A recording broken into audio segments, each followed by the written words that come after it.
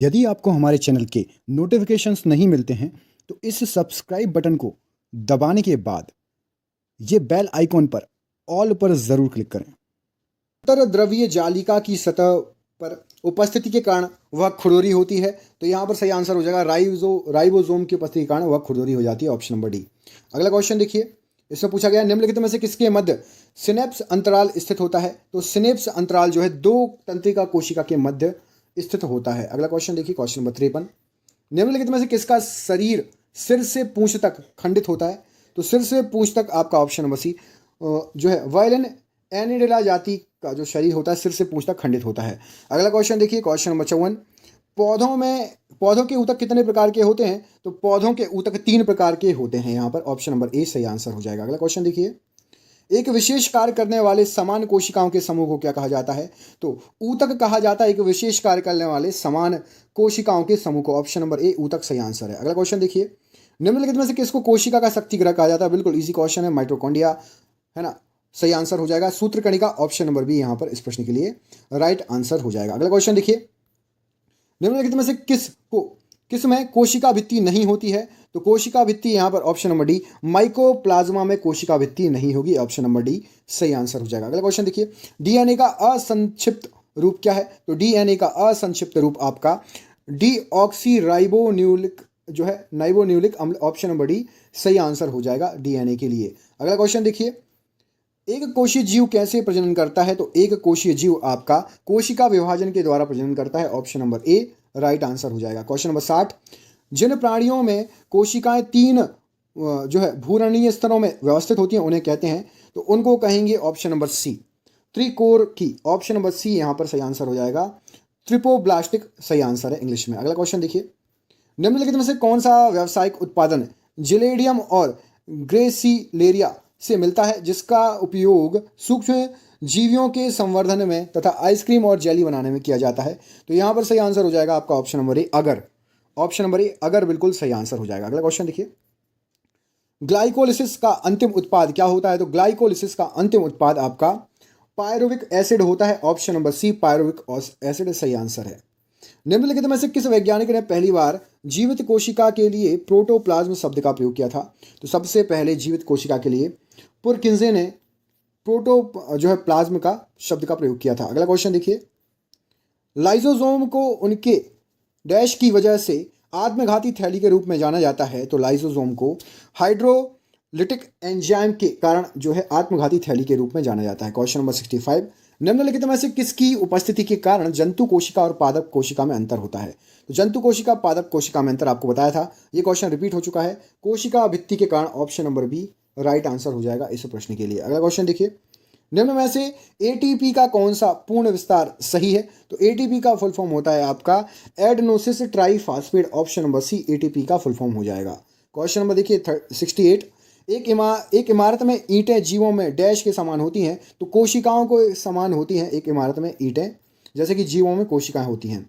एक कोशिका के केंद्र में कौन सा द्रव्य होता है। तो कोशिका के केंद्रक में न्यूक्लियोप्लाज्म। ऑप्शन नंबर सी द्रव्य होता है, न्यूक्लियोप्लाज्म होता है। अगला क्वेश्चन देखिए, क्वेश्चन नंबर 70, एक वयस्क रंध्र में निम्नलिखित में से कौन सा उपस्थित नहीं होता है। तो वयस्क रंध्र में आपका जीव द्रव्य तंतु उपस्थित नहीं होता। ऑप्शन नंबर ए जीव द्रव्य तंतु। अगला क्वेश्चन देखिए, क्वेश्चन नंबर 71, यदि कोशिका को किसी विलयन में रखा जाता है तथा निवल प्रभाव यह है कि कोशिका फूलने लगती है, तब वह विलयन कौन सा है। तो वह विलयन आपका हो जाएगा हाइपोटोनिक विलयन। ऑप्शन नंबर सी हाइपोटोनिक विलयन सही आंसर है। क्वेश्चन नंबर 72 देखिए, निम्नलिखित में से कौन सा एक बहुकोशिकीय जीव नहीं है। तो यहाँ पर जो ऑप्शंस दिए गए हैं उसके अनुसार बहुकोशिकीय जीव आपका ऑप्शन नंबर डी पैरामीशियम बहुकोशिकीय जीव नहीं है। क्वेश्चन नंबर 73 देखिए, निम्नलिखित में से कौन सा एक कोशिकीय जीव का उदाहरण है।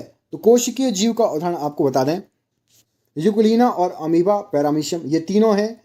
सभी विकल्प सही हो जाएगा, तीनों जो हैं कोशिका जीव के उदाहरण है। अगला क्वेश्चन देखिए, निम्नलिखित में से कौन सा एक कोशिकीय जीव नहीं है।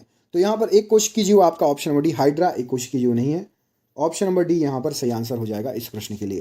क्वेश्चन नंबर 75 देखिए, निम्नलिखित में से कौन सा कथन सही है। तो ऑप्शन कथन क्या है, आपके पास 4 कथन दिए हैं, इसमें से केवल एक ही कथन सही है, वो है आपका कवक प्रकाश संश्लेषण नहीं करते। ऑप्शन नंबर सी यहाँ पर सही आंसर हो जाएगा। क्वेश्चन नंबर 76 देखिए, एंग्लो नूबियन किसकी नस्ल है। तो एंग्लो नूबियन आपकी एक बकरी की नस्ल है। ऑप्शन नंबर बी बकरी बिल्कुल सही आंसर हो जाएगा, एंग्लो नुबियन। क्वेश्चन नंबर 77 देखिए, सूक्ष्म जीव मृत पादपों पर डैश के उत्पादन के लिए क्रिया करते हैं, तो सूक्ष्म जीव मृत पादपों पर यहाँ पर सही आंसर हो जाएगा आपका ह्यूमस के लिए क्रिया करते हैं, ऑप्शन नंबर सी ह्यूमस बिल्कुल सही आंसर हो जाएगा। अगला प्रश्न देख लेते हैं। अगले प्रश्न में पूछा गया है केकड़े के कितने पैर होते हैं, तो केकड़े के आपके यहाँ पर 8 पैर, ऑप्शन नंबर सी सही आंसर हो जाएगा, 8 पैर होते हैं केकड़े के। अगला क्वेश्चन है स्पंज क्या होता है, तो स्पंज आपका एक पशु है, स्पंज ऑप्शन नंबर डी यहाँ पर सही आंसर हो जाएगा। क्वेश्चन नंबर 80 देखिए, डार्विन फिजिन्स का प्रयोग किस समूह के लिए किया जाता है, तो डार्विन फिजिन्स का प्रयोग जो है ऑप्शन नंबर सी पक्षियों के लिए होता है, ऑप्शन नंबर सी यहाँ पर सही आंसर हो जाएगा।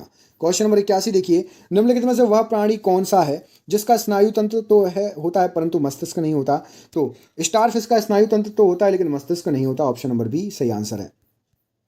ध्वनि को आंखों के रूप में प्रयोग करने वाला प्राणी, तो ऑप्शन नंबर चमगादड़ यहाँ पर ध्वनि को आंखों के रूप में प्रयोग करता है।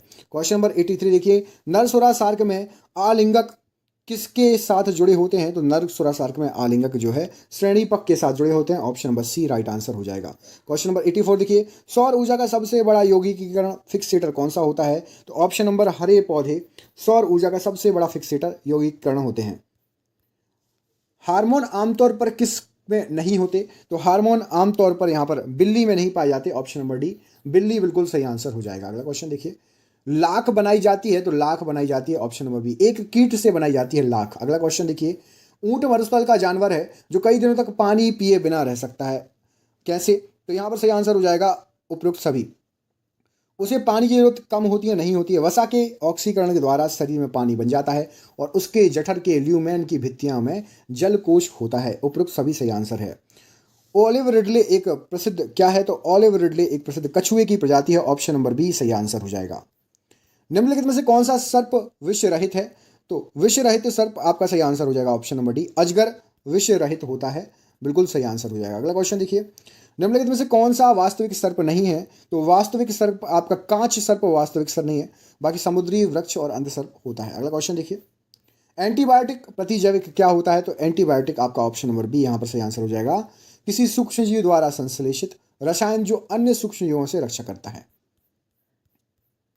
निम्नलिखित में से कौन सा युग्म उपस्थिमय मत्स्य का है, तो यहाँ पर सही आंसर हो जाएगा आपका शार्क और रे उपास्थिसम मत्स्य कहलाती हैं। क्वेश्चन नंबर 93, निम्न में से कौन सा सेट स्तनपाई वर्ग से संबंधित है, तो यहाँ पर जो ऑप्शंस दिए गए हैं उसमें से आपका स्तनपाई वेल चमगादड़ कंगारू दरियाई घोड़ा, ऑप्शन नंबर डी यहाँ पर इस प्रश्न के लिए राइट आंसर हो जाएगा। अगला क्वेश्चन देखिए, किसी पेड़ की लगभग सही आयु ज्ञात की जा सकती है, तो पेड़ की लगभग सही आयु तने में वलयों की गिनती करके ज्ञात की जा सकती है। निम्नलिखित में से किसमें अस्थि पंजर बिल्कुल नहीं होता, तो यहाँ पर जो ऑप्शंस दिए गए हैं, रजत मीन में अस्थि पंजर बिल्कुल नहीं होता, ऑप्शन नंबर डी सही आंसर हो जाएगा। 96 देखिए, निम्नलिखित में से किस एक प्राणी को किसान का मित्र कहा जाता है, तो केंचुए को ऑप्शन नंबर बी किसान का मित्र कहा जाता है। अगला क्वेश्चन देखिए, निम्न में से सबसे ऊंचा पक्षी कौन सा है, सबसे ऊंचा पक्षी ऑप्शन नंबर सी शुतुरमुर्ग सबसे ऊंचा पक्षी है। 98, निम्नलिखित में से किसका संबंध वनवर्धन मतलब सिल्वी कल्चर के साथ है, तो सिल्वी कल्चर का संबंध जंगली फसलों, ऑप्शन नंबर डी यहाँ पर सही आंसर हो जाएगा, जंगली फसलों के साथ है।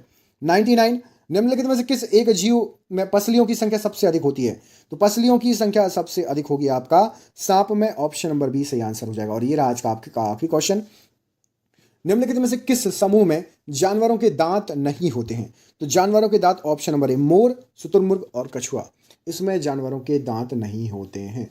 आपको मुझे कमेंट करके बताना है गाय का वैज्ञानिक नाम और आम का वैज्ञानिक नाम, इनमें से जो भी आपको वैज्ञानिक नाम पता हो, चाहे गाय का चाहे आम का, कमेंट बॉक्स में कमेंट करके बताइए। मिलते हैं आपसे अगली वीडियो में। हमारे चैनल पर और भी वीडियो हैं जो कि आपको स्क्रीन पर दिख जाएंगे, अभी लास्ट में स्क्रीन पर पूरे वीडियो दिख जाएंगे, तो उनको भी देखिए और अपनी पढ़ाई को स्ट्रॉन्ग करिए। मिलते हैं अगली वीडियो में, तब तक के लिए अपना ख्याल रखिए। आप सभी का बहुत बहुत धन्यवाद दोस्तों, आपका दिन शुभ हो। बहुत बहुत धन्यवाद।